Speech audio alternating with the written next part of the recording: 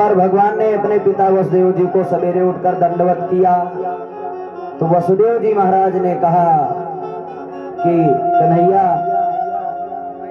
मैं चाहता हूं कि एक यज्ञ हम भी करें। यज्ञ कहाँ किया जाए? बोले कुरुक्षेत्र में। जब पिताजी ने यज्ञ की इच्छा जताई, भगवान ने कहा कि बलराम जी, पिताजी ने अगर यज्ञ की इच्छा जताई है तो कैसे भी करके यज्ञ करना है। भगवान ने पूरे विश्व भर में निमंत्रण बंटवाए, सभी विद्वानों को बुलवाया और विद्वानों को बुलवा करके बोले भूमि का शोधन करो, कहाँ यज्ञ अच्छा रहेगा। कुरुक्षेत्र में यज्ञ की भूमि बनाई गई। वहां पर समस्त भारतवर्ष के समस्त बड़े बड़े विद्वानों को इकट्ठा किया गया और फिर यज्ञ जब आरंभ हुआ तो उसमें ब्रजवासियों को भी निमंत्रण मिला। ब्रजवासी भी यज्ञ में पधारे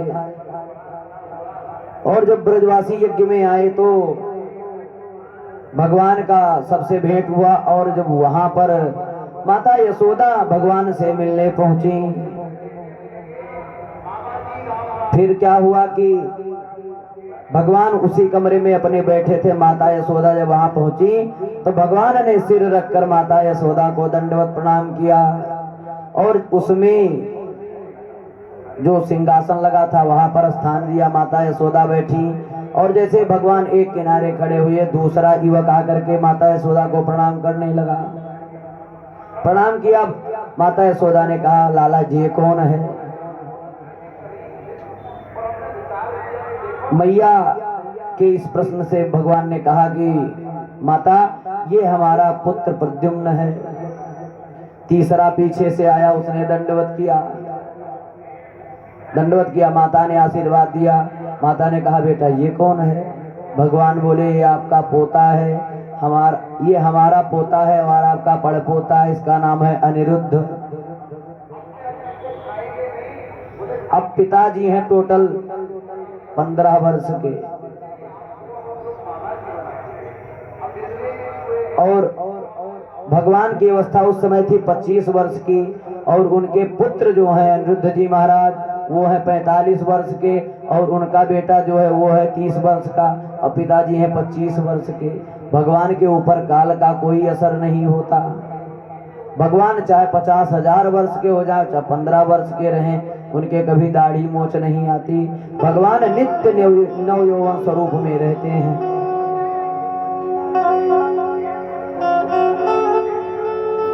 भगवान सभी ग्वाल वालों से मिले, भगवती राधा रानी से भी भगवान का मिलन हुआ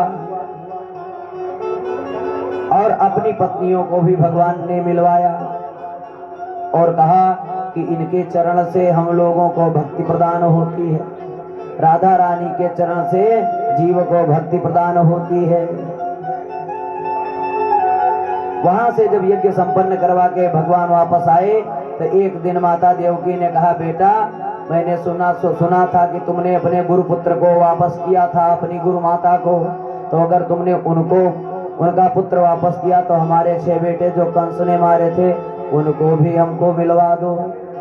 भगवान ने उन 6 बालकों को वापस बुलवाया यमलोक से और माता यशोदा उनको देवकी मैया से मिलवाया। तो ये अष्ट वसु थे जो भगवान यहाँ जो है पैदा हुए। वसुओं की संख्या में जो 8 वसु थे उनमें से 6 ये थे। सुखदेव जी कहते हैं कि राजन, एक बार भगवान भ्रमण पर निकले तो भ्रमण करते करते जा रहे थे भगवान। उस सभा में मैं भी उसी मंडली में था, बड़े बड़े राजा उसमें थे। भगवान के परम मित्र श्री उद्धव जी महाराज जो मंत्री भी थे वो थे, द्वारिकाधीश थे, हम थे, पराशर मुनि थे, बहुत सब लोग थे वहां पे। और मंडली निकली। मंडली चलते चलते जनकपुर होते हुए निकली और जब जनकपुर होते हुए निकली तो वहां के वर्तमान राजा थे राजा बहुलाश्व जनक। भगवान को जब उन्होंने सुना कि भगवान हमारे नगरी के नजदीक आए हुए हैं, उन्होंने भगवान के पास निमंत्रण भेजा और उसी राजा जनक के नगरी में एक ब्राह्मण रहता था जिसका नाम था श्रुतदेव। उसने भी निमंत्रण भेज दिया, बोले प्रभु आप हमारे घर अगर जनकपुर में पधारे तो सर्वप्रथम आप हमारे घर आवें। अब राजा जनक ने भी निमंत्रण भेज दिया और उस श्रुतदेव नाम के ब्राह्मण ने भी निमंत्रण भेज दिया। भगवान ने सोचा कि दोनों के यहाँ जाना पड़ेगा और एक ही समय पर निमंत्रण दे दिया। और सुखदेव जी कहते हैं कि भगवान ने दोनों को हाँ कर दिया। क्यों? और दोनों ने अगले दिन 12 बजे का निमंत्रण ले लिया। उन्होंने कहा 12 बजे हमारे यहाँ, उन्होंने कहा 12 बजे हमारे यहाँ। भगवान ने दोनों को निमंत्रण दे दिया। अब जब स्वीकृति दे दी तब बाद में उद्धव जी से बोले प्रभु कि उद्धव जी हमने तो दोनों को कल 12 बजे निमंत्रण का परामर्श जो है आदेश दे दिया। अब निमंत्रण स्वीकार कर लिए लेकिन दोनों एक ही समय पर बुला लिए हैं। अगर हम जनक के यहाँ गए तो श्रुतदेव ब्राह्मण सोचेगा कि प्रभु धनवानों के यहाँ जाते हैं, हम तो गरीब ठहरे कुटिया में। और अगर प्रभु श्रुतदेव के यहाँ बोले कि अगर श्रुतदेव के यहाँ पहले चले गए तो जनक सोचेंगे प्रभु तो ब्राह्मणों को ज्यादा मानते हैं, हम तो क्षत्रिय हैं। भगवान ने कहा उद्धव जी अगर हम दोनों में से किसी एक के यहाँ पहले गए तो यहाँ समस्या ये खड़ी हो जाएगी कि वैमनस्यता मन में पैदा हो जाएगी। सुखदेव जी कहते हैं कि उस दिन रात्रि में भगवान ने विश्राम किया और अगले दिन सवेरे जैसे निकले तो जिस मोड़ से रास्ता दोनों ओर कटे थे, एक श्रुतदेव के यहाँ एक जनक के यहाँ, वहीं पर मंडली पहुंची। और मंडली पहुंची, सुखदेव जी कहते हैं कि राजन वो मंडली 2 भागों में विभाजित हो गई। और ऐसा नहीं कि आधे लोग इधर आधे लोग इधर, जो लोग इधर मुड़े उसी में से आधे लोग इधर मुड़ गए। यानी भगवान के 2 स्वरूप, उद्धव जी के 2 स्वरूप, जितने ऋषि थे वो भी 2-2, सब 2 हो गए। अब उन्हीं में से एक अलग हो गए और एक टीम इधर चली गई, एक टीम इधर चली गई। बहुलास जनक के यहाँ पहुंचे, भगवान ने प्रसाद पाया, उनको भक्ति का वरदान दिया।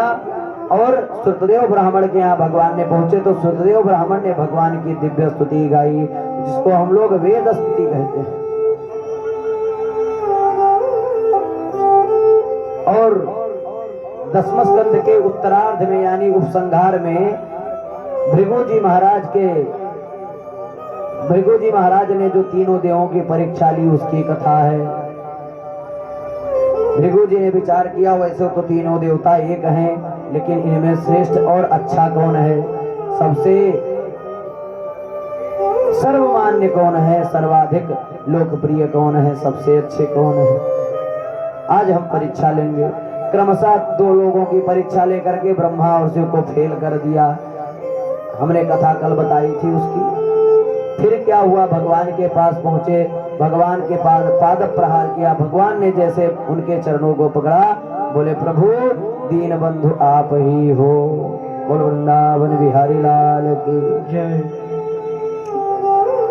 इस प्रकार 10वां स्कंद पूर्ण हुआ। और 11 स्कंद में भगवान ने अपने मन में विचार किया कि हमारे यदुवंशी बहुत ज्यादा हो रहे हैं, आगे चल के विद्रोह का कारण ये धरती पर न बने, इससे पहले हम ही इनको निपटा देते हैं।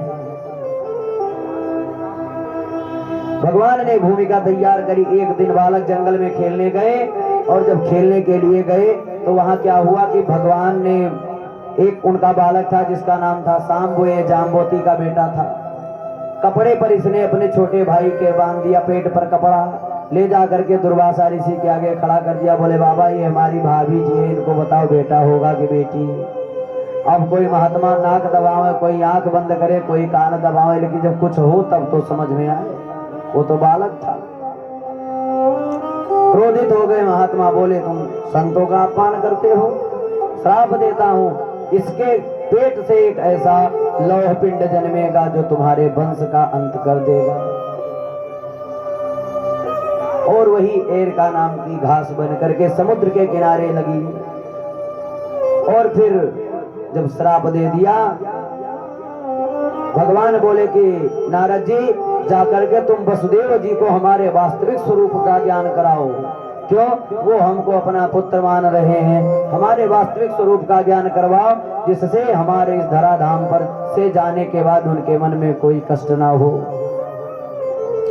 वसुदेव जी महाराज को ज्ञान देने के लिए नारद जी पधारे और इनको नव योगेश्वर संवाद का ज्ञान दिया, जो भगवान जनक जी महाराज के सभा में नव योगेश्वरों ने उनको उपदेश किया था। वही उपदेश कहा कोई किसी का पुत्र नहीं है, और भगवान नारायण जो है वो सारे जगत के पिता हैं, और पुत्र वो आपके हैं। ऐसी ममता त्याग करके उनके चरणों में प्रेम करके अपने जीवन को मंगलमय बनाओ, ऐसा आशीर्वाद दिया। फिर एकादश स्कंद में भागवत धर्म का लक्षण बताया गया। भगवान के भक्त कौन है?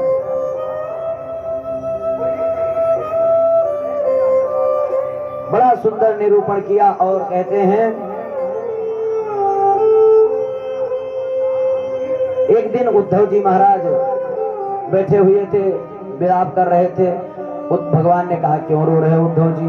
बोले आप तो जाने वाले हैं, हमको ऐसी सूचना मिली है। भगवान बोले हाँ, समय तो आ रहा है, क्योंकि अब परम धाम चलना चाहिए, वहां भी व्यवस्था देखनी है भाई। भगवान से उद्धव ने कहा कि प्रभु आपके साथ हम भी चलेंगे, हम यहाँ नहीं रहेंगे। उद्धव जी से भगवान ने कहा देखो उद्धव, आप हमारे परम प्रिय मित्र हैं और परम विद्वान हैं, और जैसे मैं यहाँ जैसे मैं तैसे मैं वहाँ। तुम तो ज्ञानी हो उद्धव, मैं तो सर्वत्र रहता हूँ, ये तुमको ज्ञात है, और परेशान न हो। भगवान ने दिव्य उपदेश दिया उद्धव जी महाराज को, और इस प्रकार जब उद्धव जी को सुंदर उपदेश दिया, उसके बाद कहते हैं कि उद्धव आप जब तक इस पृथ्वी पर रहो तब तक हमारे भागवत धर्म का उपदेश करो सब लोगों को, और अगर हमारा कहीं विदुर मिले उद्धव तो उसको हमारी लीलाओं का गुणगान सुनाना।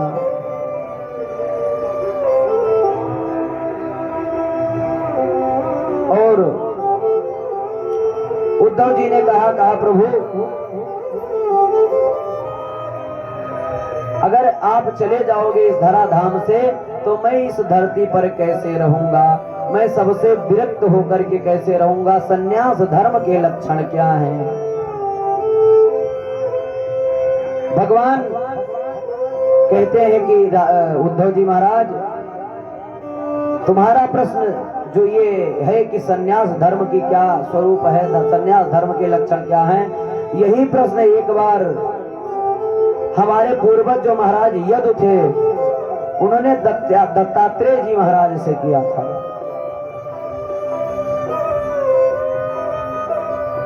तो दत्त जी महाराज ने जो उत्तर दिया था वही मैं तुमको बताता हूं।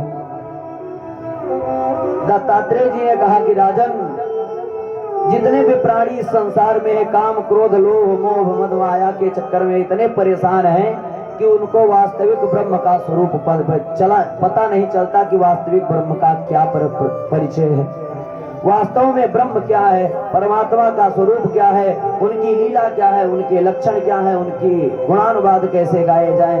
जीव विषयों में इतना आसक्त है कि उसको ज्ञात नहीं हो पा रहा है। कैसे? जैसे किसी को अगर सांप काट ले तो उसको नीम मीठी लगती है लेकिन नीम कड़वी होती है। अगर किसी को नीम मीठी लगे समझ लो इसके अंदर विष का प्रकोप है।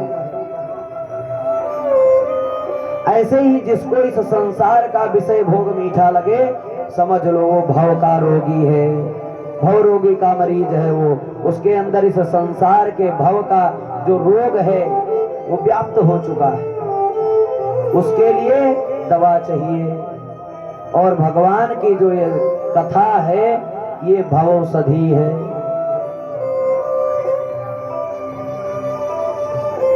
इस प्रकार भगवान बोले कि उद्धव जी बात सुनो पूरी। हमारे पिता जो पूर्वज महाराज यदु हुए उनसे दत्तात्रेय जी ने कहा कहा कि राजन, संन्यास धर्म की अगर बात हम करें तो मैंने अपने जीवन में 24 गुरु बनाए हैं और उनसे मैंने संन्यास धर्म की शिक्षा ली है। कौन कौन? पृथ्वी वायु आकाशो आपो अग्नि चंद्रमा रवि कपोतो अजगरः सिंधु पतंगो मधुकृत गजः मधुहा हरिणो मीनः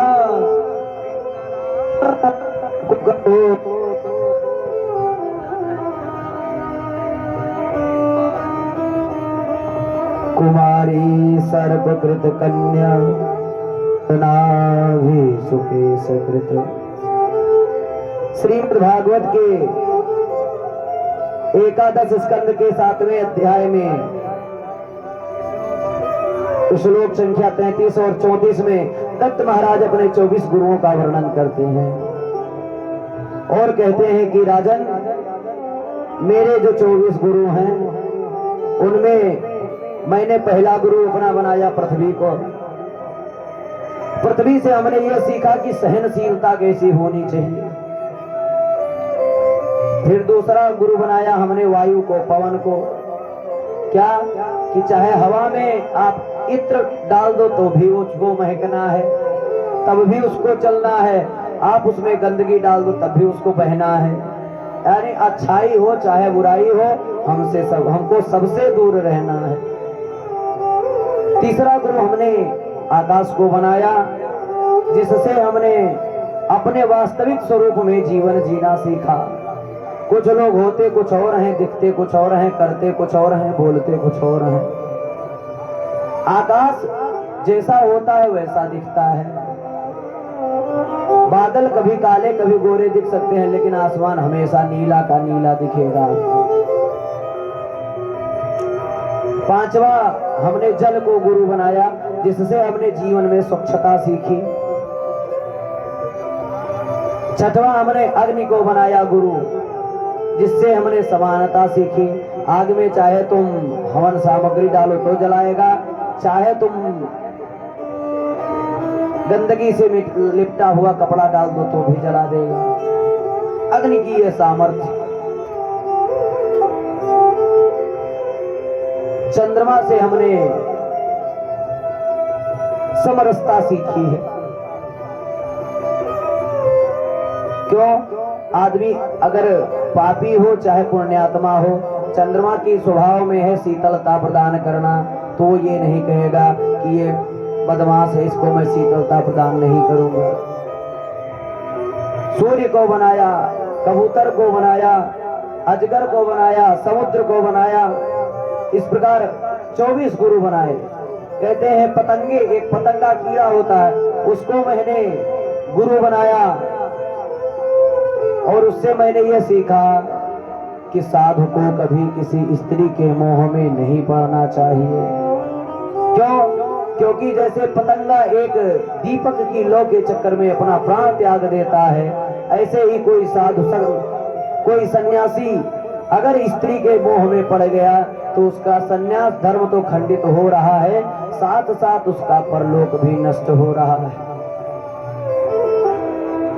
मैंने मधुमक्खी को गुरु बनाया, उससे मैंने यह सीखा कि सन्यासी को वैभव इकट्ठा करना नहीं चाहिए। इस प्रकार भौरा बनाया, भौरा को गुरु बनाया, मृग को गुरु बनाया, वैश्या को बनाया, कुकर पक्षी को बनाया, कन्या को बनाया, व्याध को बनाया, सर्प को बनाया, मकड़ी को, मछली को और भृंगी को। अनेकानेक 24 गुरुओं हमने बनाए। और इनसे दत्त जी महाराज कहते हैं कि राजन, 25वां गुरु मैंने अपने शरीर को बनाया, जिससे हमने बड़ी जो है सुंदर एकदम बढ़िया अपने शरीर को गुरु बनाकर हमने सीखा कि विवेक और विरक्ति का स्वरूप क्या है। जैसे यह जो शरीर है, चाहे किसी पापात्मा की हो चाहे पुण्य आत्मा की हो, शरीर किसी का नहीं होता। आत्मा खत्म, फिर उसके बाद ये शरीर तुम्हारा 1 मिनट साथ नहीं दे सकता। ऐसे ही जीव संसार में आवे, चाहे कोई पुण्य आत्मा हो चाहे कोई पाप आत्मा हो, तुम छिद्रान व्यसन करने लगे तुम्हारा जीवन नष्ट हो।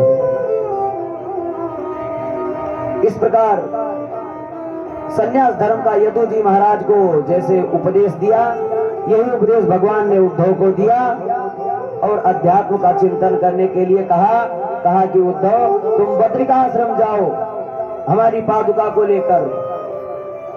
और भगवान ने कहा कि उद्धव हमको प्राप्त करने के लिए सर्वोच्चम साधन हमारी शरणागति है।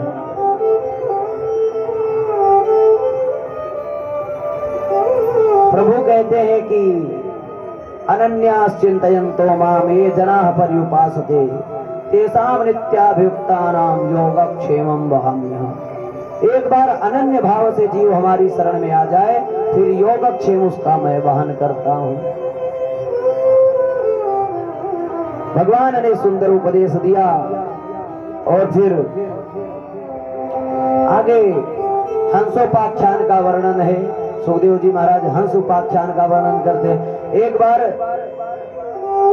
सनकादिकों ने अपने पिता ब्रह्मा जी को ही चक्कर में डाल दिया। ऐसा प्रण किया कि ब्रह्मा बाबा की खोपड़ी खराब हो गई, और जब खोपड़ी उनकी खराब हो गई तो भगवान हंस रूप में अवतरित होकर के और जैसे सनकादिकों को उपदेश दिया, उसको हंसोपाख्यान कहते हैं। समय कम होने के नाते थोड़ा संक्षेप में बता रहा हूं, क्रम न छूटने पावे किसी प्रसंग का। भगवान ने हंसोपाख्यान का सुंदर वर्णन किया। उसके बाद 18 सिद्धियों का वर्णन किया।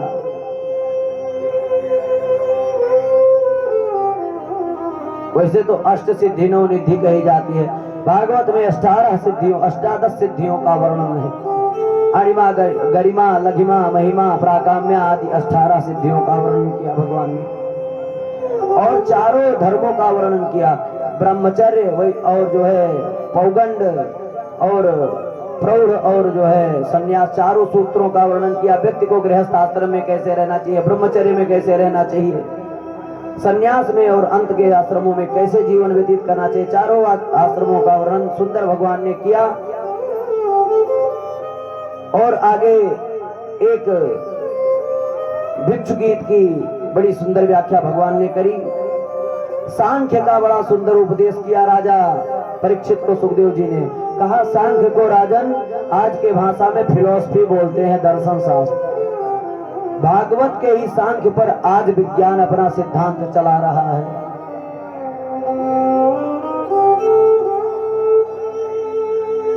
और एकादश स्कंध के अंत में भगवान कहते हैं कि राजन एक बार भगवान के परिकरों ने, भगवान के जो बालक थे वो शराब पी ली और शराब के मद में इतने मदांध हो गए कि आपस में ही युद्ध करने लगे। क्यों? क्योंकि भगवान ने ये सब क्रिया का उद्घाटन किया था। इस क्रिया को भगवान ने ही रचा था। क्यों? यदुवंशी अधिक हो गए थे और ये नष्ट नहीं होंगे तो यही पृथ्वी का भार बनेंगे। भगवान ने ऐसी माया रची कि उनको मद का पान चढ़ गया, और जब मद चढ़ा तो आपस में युद्ध करने लगे। और आपस में जब युद्ध करके लड़ने लगे तो फिर उसी समुद्र के किनारे पहुंच गए जहां वो एरका नाम की घास लगी थी, जिससे दुर्वासा ने श्राप दिया था कि इस घास से तुम्हारे वंश नष्ट हो जाएंगे। वहीं पर सब जाकर पहुंच गए और उसी घास को उखाड़ कर एक दूसरे पर प्रहार करने लगे। और प्रहार करते करते धीरे धीरे करके सब नष्ट होने लगे और नष्ट होने लगे। भगवान और बलराम जी दौड़े, बोले बालको ये क्या कर रहे हो?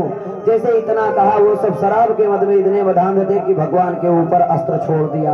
जैसे अस्त्र छोड़ा भगवान ने कहा इनकी बुद्धि खराब हो चुकी है, अब इनका इस संसार में रहना जरूरी नहीं है। भगवान ने देखा कि एक एक करके सब नष्ट हो रहे हैं। उद्धव जी महाराज को बद्रिकाश्रम भेज दिया था और अपने मंत्री से बोले बेटा जा करके सूचना दे दो कि अब द्वारिका ज्यादा दिन वहां रहेगी नहीं, समुद्र में डूबने वाली है। सूचना भिजवा करके भगवान एक पेड़ के नीचे बैठे बलराम जी महाराज जाकर के समुद्र में बैठे और शेषनाग बन के परम धाम को पधारे। भगवान बैठे थे, व्याध ने तीर साधा। कौन सा तीर? वही एरका नाम की घास। तीर पे सजाया क्योंकि लोह का एक क्षण था। तीर बनाया उसने, भगवान के चरणारविंद को एक मृग जान लिया और उस पर तीर का संधान कर दिया। जब तीर का संधान किया उस व्याध ने, भगवान के चरणों में आकर के तीर लगा और जैसे ही वो वहां से दौड़ा आकर के देखा तो प्रभु बैठे थे। प्रभु के चरणारविंद से रक्त निकल रहे थे। उसने जब रक्त निकलने देखा तो भगवान के चरणों में गिरकर और रोने लगा। बोले प्रभु क्षमा कर दो अथवा हमको मृत्यु दंड दे दो। भगवान ने कहा कि परेशान न हो बहेलिया, ये जो तुमने किया है हमारे कहने के अनुसार, हमारे सोच के अनुसार, हमारे टाइम टेबल के अनुसार से कार्य हो रहा है, कोई परेशान होने की बात नहीं है। भगवान ने दारुक सारथी को आदेश दिया, बोले जल्दी जाके द्वारिका वासियों से बोलो कि जितना जल्दी हो सके द्वारिका खाली कर दें। हमारी पत्नियों को अर्जुन से बोल देना वो ले जाकर राधा रानी के चरणों में छोड़ दें और अब द्वारिका ज्यादा दिन वहां रहेगी नहीं, क्योंकि मेरे न रहने के बाद द्वारिका समुद्र में डूबेगी। भगवान वहां से उस शरीर को त्यागे और भगवान एक दिव्य ज्योति रूप के रूप में परिणित होकर के, और वह ज्योति जो भगवान निकले वहां से वो आकर के श्रीमद् भागवत में बैठ गए। वो ज्योति आकर के श्रीमद् भागवत में समाहित हो गई। बोल भागवत भगवान की। श्रीमद् भागवत में वह ज्योति आकर के समाई और राजा परीक्षित से कहते हैं कि राजन, इसलिए भागवत कोई पोथी नहीं है, कोई किताब नहीं है, ग्रंथ तो हम लोग इसलिए कह देते हैं कि इससे बड़ा कोई शब्द मिलता ही नहीं कहने को। इस प्रकार भगवान जब अपने धाम को पधारे और सुखदेव जी राजा परीक्षित से कहते हैं कि राजन, आगे कलयुग के राजाओं का क्रमशः वर्णन किया सुखदेव जी महाराज ने, ऐसे ऐसे राजा होंगे। भूमि गीत का वर्णन किया और 4 प्रकार के प्रलय का वर्णन किया राजा सुखदेव स्वामी ने। राजा परीक्षित को कहा कि नित्य प्रलय होता है, आत्यंतिक प्रलय होता है, नैमित्तिक प्रलय होता है और प्राकृत प्रलय होता है। चारों प्रलयों का भगवान ने वर्णन किया और सुखदेव जी ने परीक्षित जी से आज प्रश्न किया। वैसे तो परीक्षित जी ने खूब प्रश्न किए हैं सुखदेव स्वामी से।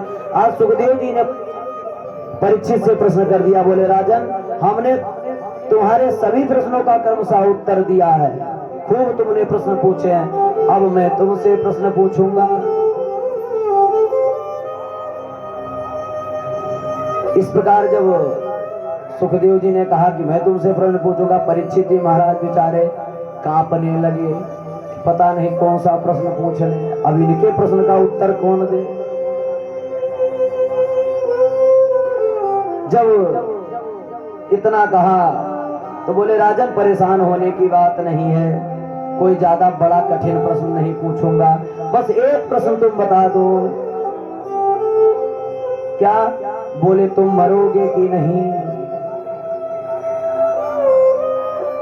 जब इतना पूछा राजा परीक्षित जी ने कहा, भगवान मैं नित्य शुद्ध चिन्मय आत्मा हूं, मेरी मृत्यु नहीं होती। अरे शरीर का काम है मरना, शरीर मरेगी, हम क्यों मरेंगे? हम तो नित्य शुद्ध मुक्त हैं। परीक्षित जी की इतनी वार्ता सुनने के बाद सुखदेव जी ने राजा परीक्षित से कहा कि राजन, अगर तुम्हारे मन में कोई ऐसी भावना भी हो कि मैं मरूंगा तो इसको त्याग देना। क्यों? क्योंकि जो व्यक्ति सोचता है कि मैं मरूंगा वो गलत सोचता है। वो क्या है? बोले पशु बुद्धि है। क्यों? क्योंकि शरीर कभी मरता नहीं, आत्मा कभी मरती नहीं, शरीर जिंदा है ही नहीं। तो जो मरती नहीं वो मरेगी क्यों? और जो मरा है वो जिंदा कहाँ रहता? तो जो मर चुका है यानी शरीर जब मरी हुई है तो उसके लिए क्यों रोना? और आत्मा अमर है, उसके लिए क्या रोना? इस प्रकार जब राजा परीक्षित ने उत्तर दिया, सुखदेव जी ने कहा, हो गई तुम्हारी कथा। क्यों? क्योंकि अमर होने का मतलब यह नहीं कि पैदा हो गए तो मरे ही नहीं। अमर होने का तात्पर्य यह है कि पैदा हो गए, मरना तो पड़ेगा लेकिन दोबारा जन्म न लेना अमरता है।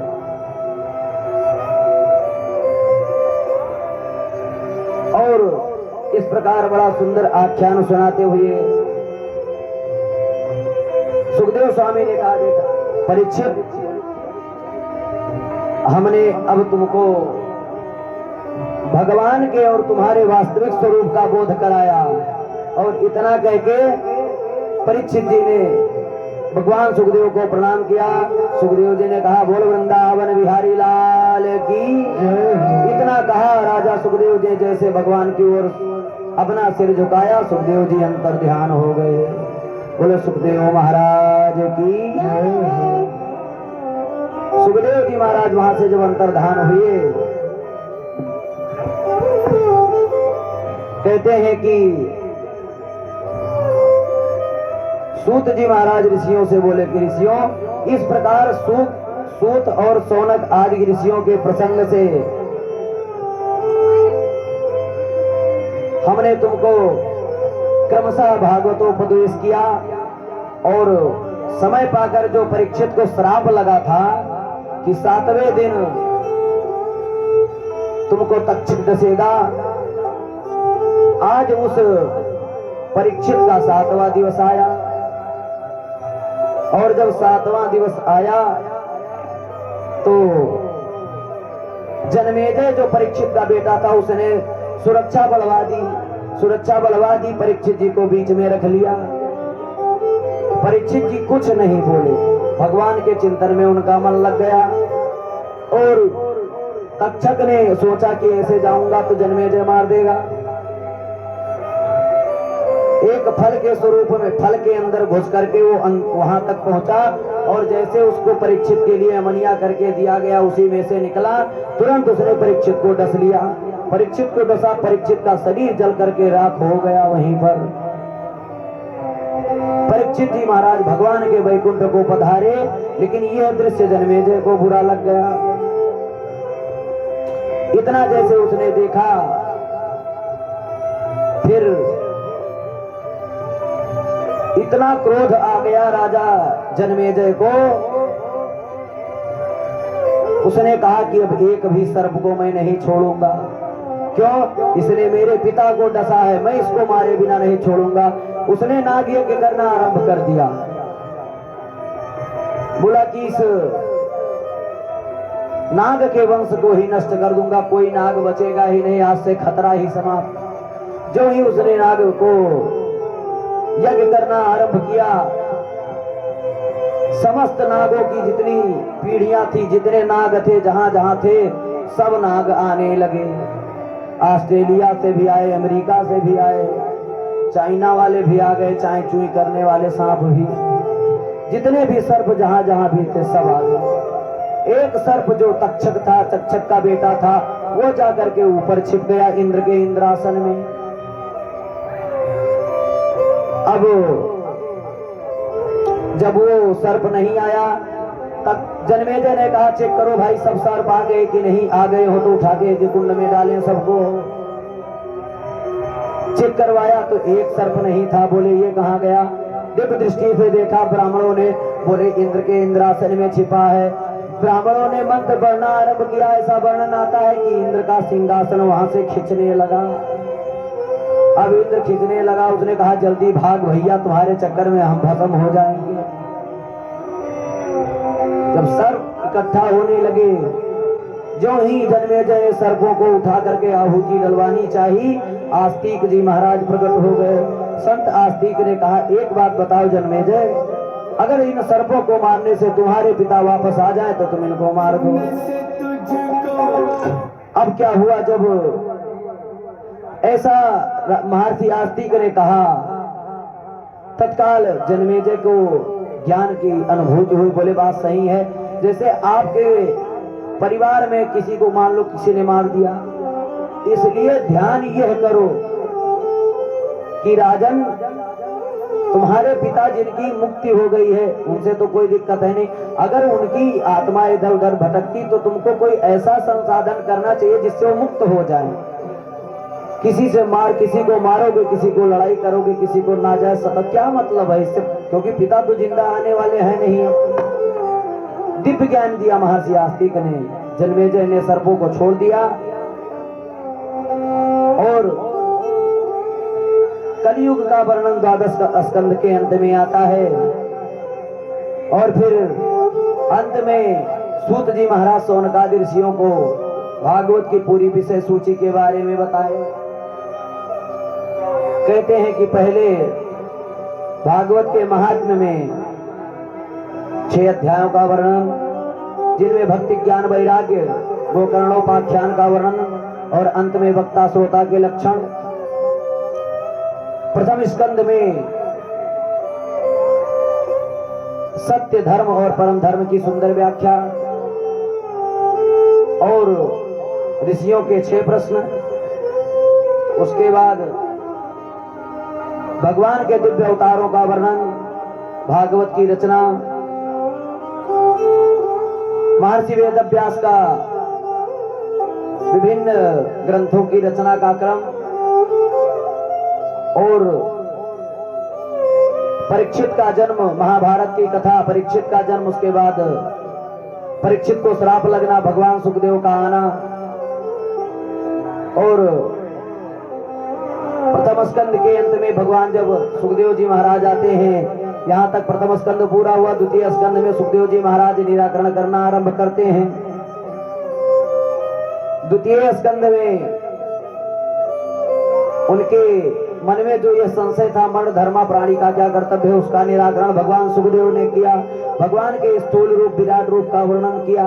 किस देवता की किस कामना से उपासना करें इसका वर्णन किया। भगवान के द्वारा ब्रह्मा जी को चतुश्लोकी भागवत का ज्ञान, इसका वर्णन किया। इसके साथ द्वितीय स्कंद पूरा। तृतीय स्कंद में महाराज मनु की 3 कन्याओं का वर्णन, आकुति देवहूति का चरित्र, सांख्य शास्त्र की सुंदर महिमा।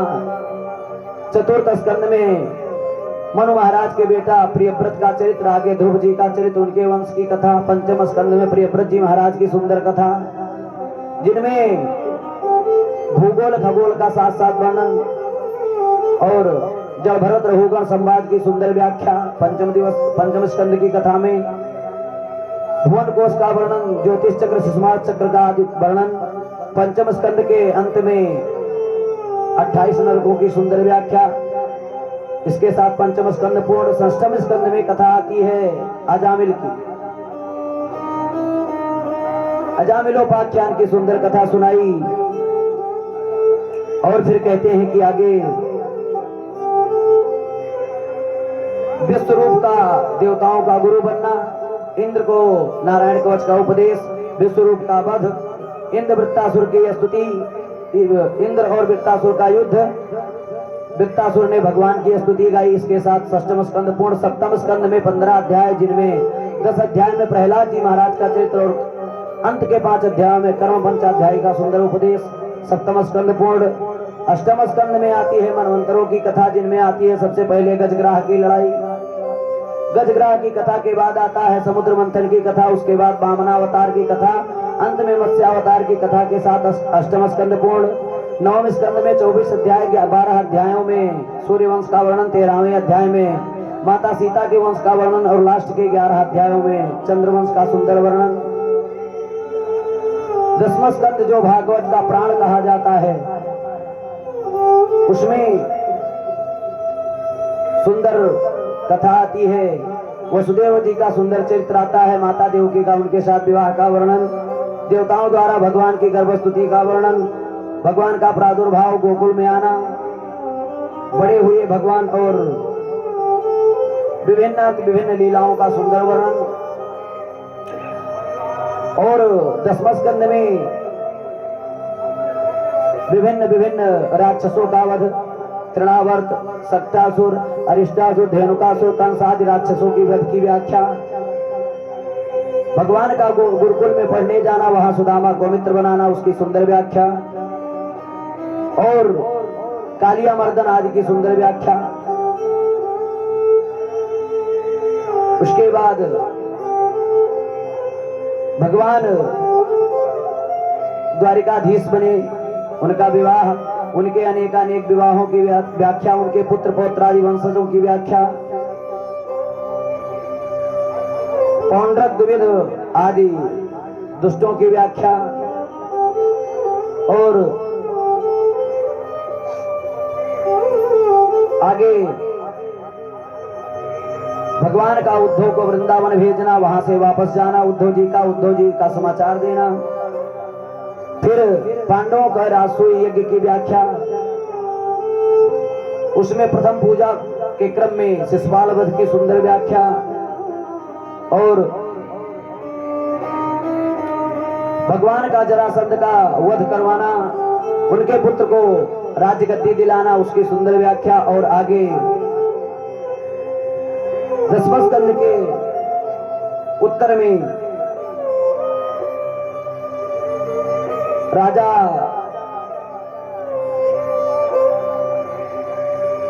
जो भगवान द्वारिकाधीश थे, उनके विभिन्न क्रियाओं का सुंदर व्याख्यान किया। और कहते हैं कि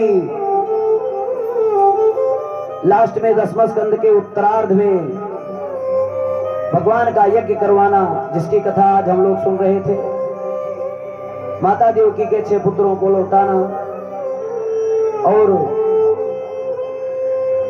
श्रुतदेव ब्राह्मण के घर जाना, और